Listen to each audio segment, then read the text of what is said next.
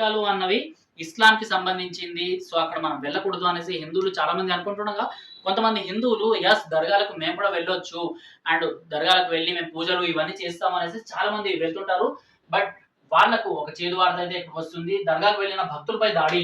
JP దర్గాకు వెళ్ళిన భక్తులపై దర్గా ప్రాంగణంలోని వ్యాపారులు దాడికి పాల్పడ్డారు. సోమవారం షాద్ నగర్ లోని ఈ దర్గాకు వెళ్లిన భక్తులను అడ్డగించి తట్టీలు కొనుగోలు చేయాలని డిమాండ్ చేయగా ప్రజలు నిరాకరించడంతో ఘర్షణ మొదలైంది. వ్యాపారులంతా ఒకటై భక్తులపై దాడికి పాల్గొన్నారు.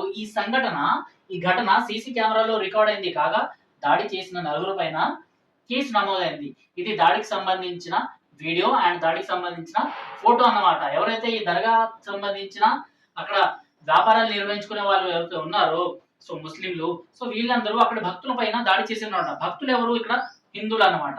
సో ఒక వర్గానికి సంబంధించిన వాళ్ళపైన ఇంకొక వర్గం వాళ్ళు ఇలా దాడి చేయడం ఎందుకు? సరే దర్గాకి వెళ్ళిన వాడు దర్గాకి మొక్కేసి వచ్చేస్తాను, దట్టిలు నాకు అవసరం లేదబ్బా అనేసి అనుకుని వాళ్ళు వెళ్ళొచ్చు. బట్ ఇక్కడ మీరు దట్టిలు కంపల్సరీగా కొనాల్సిందే అనేసి ఇప్పుడు మీరు ఎక్కడైనా చూసారా అంటే ఒక హిందూ ఆలయం దగ్గరికి వెళ్ళేటప్పుడు టెంకాయ తీసుకోండి, పూలు తీసుకోండి అనేసి అక్కడి వ్యాపారులు మనల్ని అడుగుతారనమాట. బట్ టెంకాయ పూలు తీసుకోకపోతే ఆ టెంకాయ పలగొట్టిన చోటనే నేను ఎత్తి పలుకుతుంది అనేసి ఎవరైనా చెప్తారా?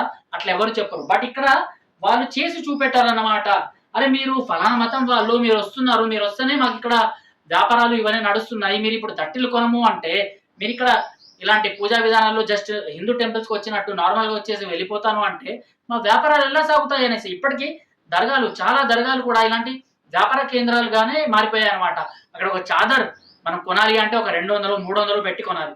ఇక్కడ టెంకాయ ఎంత 10 రూపాయలు 50 రూపాయల లోపల, అంటే ఒక 40 రూపాయలు 30 రూపాయలు టెంకాయ ఉంటుంది.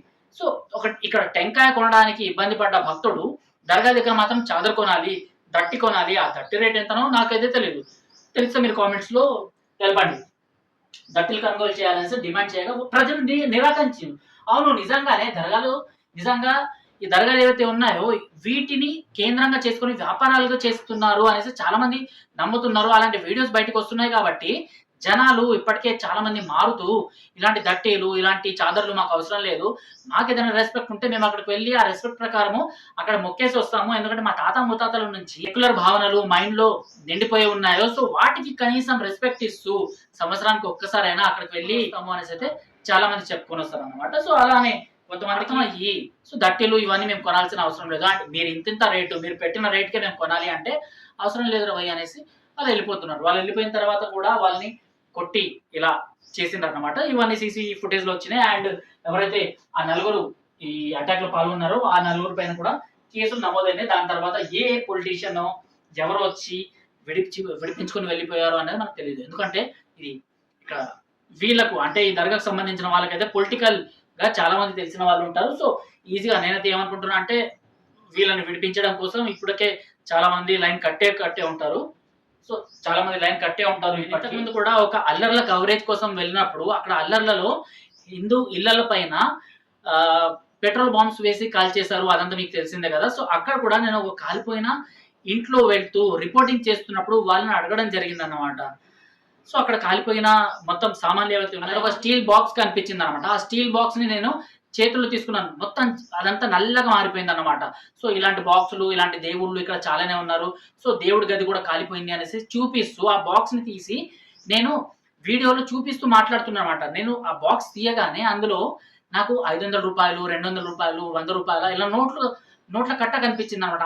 అది కూడా కాలిపోయి బ్లాక్ షీట్ గా మారింది అన్నమాట. ఏదైతే కార్బన్ పేపర్ ఉంటుందో అలా కార్బన్ పేపర్ లాగా అదంతా కరకరలాడుతూ అలా కనిపించింది అనమాట. నేను ఆ ఫలానా ఫ్యామిలీ వాళ్ళని అడగడం జరిగింది, అన్న ఏందన్నా ఇది మొత్తం డబ్బులు మీరు ఇక్కడ దేవుడి గదిలో ఎందుకు పెట్టారు, మీరు ఏదైనా ఉంటే బ్యాంక్ లో పెట్టుకోవాల్సింది కదా, ఇప్పుడు చూడండి 100,000 ఇక్కడ కాలిపోయి ఉన్నాయా అంటే, సార్ ఇది మేము స్థానికంగా ఏదైతే దర్గా ఉంటుందో ఆ దర్గాకి ఎవ్రీ ఇయర్ మేము వెళ్ళి అక్కడ ఇవన్నీ సమర్పిస్తాము, బట్ వాళ్ళకి సంబంధించిన ప్రజలే మా పైన అటాక్ చేశారు.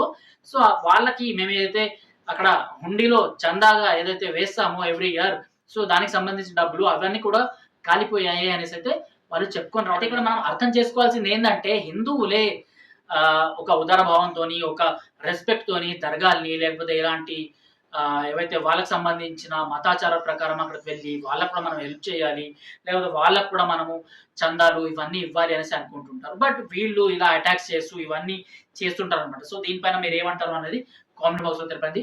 టిల్ దెన్ కామెంట్ బాక్స్ లో తెలపండి. టిల్ దెన్ జై హింద్, జై భారత్.